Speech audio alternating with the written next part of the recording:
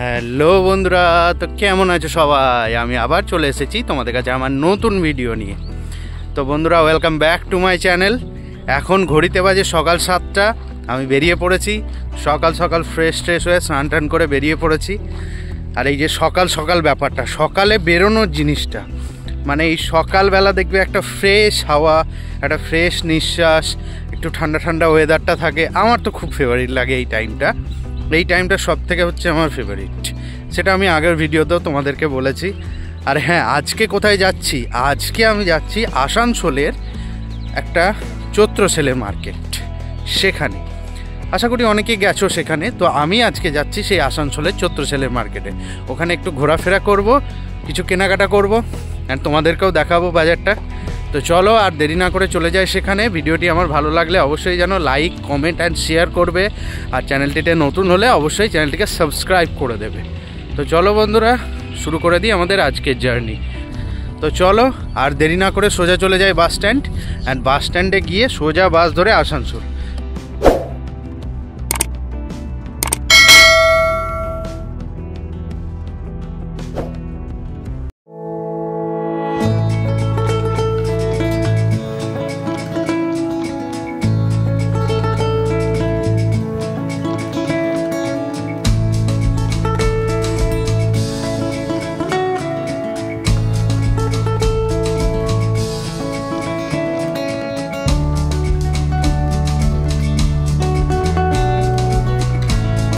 আমি নেমে গেছি বাস থেকে। এই দেখো, দেখতে পাচ্ছ যে বাসটা, চন্দ্রা পেছনে। বাস থেকে নেমেই বন্ধুরা একটা দোকানে আমি দেখতে পেলাম গরম গরম ছোলা ভাটুরা ভাজা হচ্ছে। সেখান থেকে আমি নিয়ে নিলাম গরম গরম দুটো ভাটুরা, অ্যান্ড তার সাথে কাবুলি চানার সবজি, যেটা ছিল প্রচণ্ড টেস্টি। অ্যান্ড এই দোকানটা হচ্ছে বাজার কলকাতার ঠিক সামনেই। তোমরা কিন্তু অবশ্যই এসে ট্রাই করে যাবে। আসানসোল বাজার করতে আসা মানে বন্ধুরা, ফুটপাথগুলোতে প্রচুর হাঁটতে হবে। মানে একটা জায়গায় গাড়ি দাঁড় করিয়ে তোমাকে এই বাজার থেকে ওই বাজার অনেকটা হেঁটে ঘুরে বেড়াতে হবে। তুমি যদি বলো যে এই বাজার থেকে ওই বাজার তুমি গাড়িতে যাবে, সেটাও পসিবল, কিন্তু সব জায়গায় তুমি পার্কিং পাবে না, এটাই হচ্ছে তোমার সমস্যা। তার থেকে সুবিধা বলতে গেলে তোমাকে এক জায়গায় গাড়িটা রেখে তারপর আরেক জায়গায় তোমাকে হাঁটতে হবে, অ্যান্ড হেঁটে হেঁটে সেই মার্কেটগুলো করতে হবে। আমি ফার্স্টে গেছিলাম বাস স্ট্যান্ডের ওখানে, একটা নতুন বাজার কলকাতা খুলেছে, যেহেতু বাস স্ট্যান্ডের ওখানে আমি নেমেছি, সেইখানে কিছু জামা প্যান্ট কিনলাম। সেখানে আমি অতটা কালেকশান পেলাম না ভালো। তাই বন্ধুরা, এরপর আমি যাচ্ছি যেটা সব থেকে পুরনো বাজার কলকাতা, আসানসোলে, যেটা একদম মানে আগের দিকে যেতে হয় অনেকটা। ঠিক জায়গাটার নামটা আমি জানি না, বাট মোহন টোহন পেরিয়ে অনেকটা হেঁটে হেঁটে বাস স্ট্যান্ডের আগে হেঁটে আসতে হয়। তো চলো বন্ধুরা, আমি এখন হাঁটছি অ্যান্ড সেখানেই যাচ্ছি। তো বন্ধুরা, দেখতে পাচ্ছ আমি ঢুকে গেছি মার্কেটের ভেতরে। এখন ভেতরে হাঁটছি। এখন 10:30 বাজে। এখন এমন কিছু ভিড় হয়নি, আর এখনও দোকানগুলো এখনও বসেনি, তাই এখন একটু ফাঁকা। আর 1-1.5 ঘন্টা পর এই রাস্তাগুলো এতটাই ভিড় হবে, বেরোনো যাবে।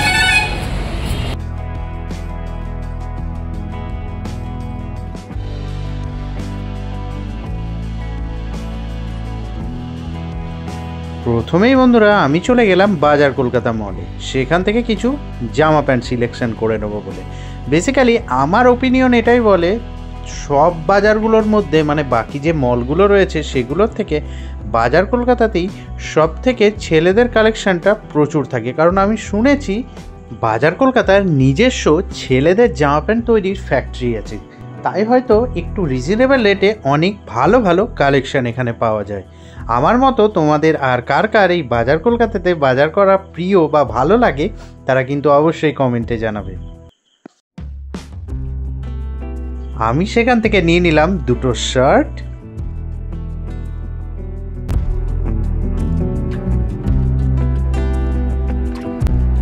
আর এই সামনের কাউন্টার থেকে আমি নিয়েছিলাম একটা জিন্স।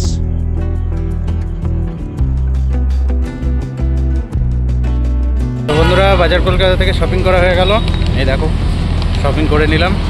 চলো এবার আরেকটা বাজার যাব, ওখানে বাবা মা কিছু কেনাকাটি করবে, সেগুলো করে নিই। তারপর বন্ধুরা আমরা চলে গিয়েছিলাম আসানসোলের সব থেকে বিখ্যাত দোকান মোহনদা ফ্যামিলি স্টোর।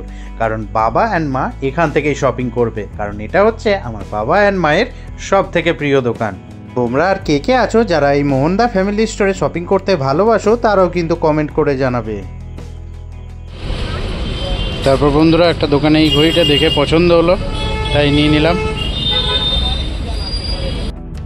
কেমন হয়েছে ঘড়িটা অবশ্যই কিন্তু তোমরা কমেন্ট করে জানাবে।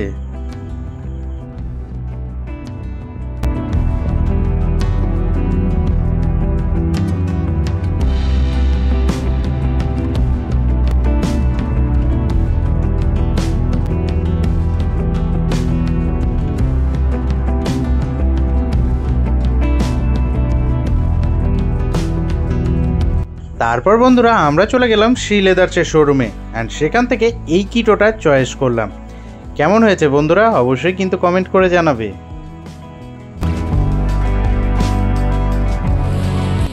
বন্ধুরা আমি এখন হাঁটছি আসানসোল বাজারের ঠিক ফুটপাতের ওপর দিয়ে। তোমরা দেখতেই পাচ্ছ ধীরে ধীরে কিন্তু মানুষজনদের ভিড় বাড়ছে, অ্যান্ড দুদিকে এই দোকানগুলোতে কিন্তু চৈত্র সেলের বাজার বেশ ভালোই কিন্তু জমে উঠেছে। তোমরা আর কারা কারা এই আসানসোলে চৈত্র সেলের বাজার করতে আসো তারাও কিন্তু কমেন্টে জানাবে, অ্যান্ড তোমাদের এক্সপিরিয়েন্স শেয়ার করবে। তো বন্ধুরা আমি এখন বাসে উঠে পড়েছি।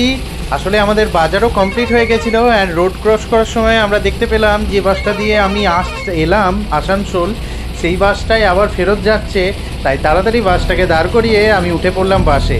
আমাদের খাওয়া দাওয়া হয়নি এখনও কিছু, আমরা ডাইরেক্ট একদম নেমে তারপর খাওয়া দাওয়া করব।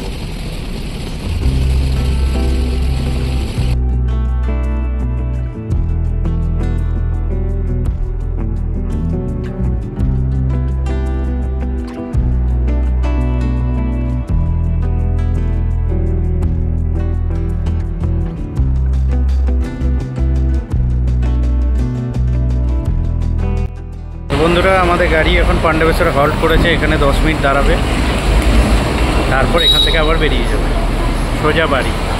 ওখানে নেমে আমি খাওয়া দাওয়া করব। তাড়াতাড়ি বাসটা পেলাম, তাড়াতাড়ি চলে এলাম, দেরি করলাম না, একদম বাস থেকে নেমে খাওয়া দাওয়া করব। তোরা বাস থেকে নেমে গেলাম, ওই দেখো বাস আমাদের নামিয়ে দিয়ে চলে গেল। চলো এবার কিছু খেয়ে নিই, প্রচণ্ড খিদে পেয়েছে, খাওয়া হয়নি।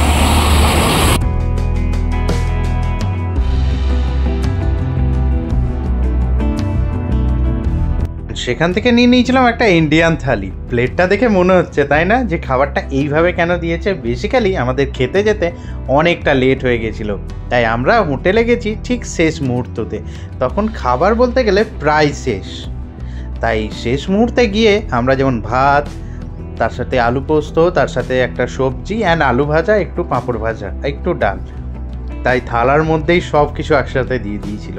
আর যাই হোক প্রচণ্ড খিদে পেয়েছিল, তাই সেটাই বেশ তৃপ্তি করে খেয়ে নিলাম। অ্যান্ড চিকেনও পাইনি, চিকেনও শেষ হয়ে গেছিলো, তাই শেষে একটা মাছের পেটি নিলাম, অ্যান্ড সেটা দিয়েই নিজের লাঞ্চ কমপ্লিট করলাম। খাওয়া শেষে বন্ধুরা একটা করে ভাদিলালের রাজভোগ ফ্লেভারের আইসক্রিম।